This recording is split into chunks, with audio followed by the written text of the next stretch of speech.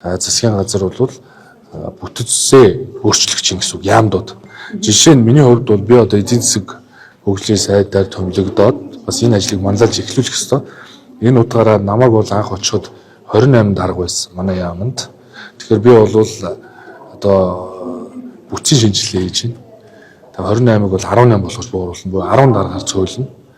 За дэрэгдээ бол хуультай үндэсний хөгжлийн хүрээлэн, төр хувийн түншлэлийн төв бүгдэнд нь 9% хэмнэлтүүдийг хийн. Дээрэс нь одоо 5 газартай байсныг нь бүх энэ байгууллагуудыг 3 газартай болгоод даргын тоог нь бууруулж байна. Тэгээ энэ бол бас манлайллууд. Дээрэс нь судалгааны алба энтергээд одоо хувийн хвшил хийх болцоотой газрууд ажлууд байна шүү дээ. Энийг бол шууд мэрэгжлийн холбоо хувийн хвшил рүү шилжүүлээд газрыг нь буулгах чинь гэсэн үг.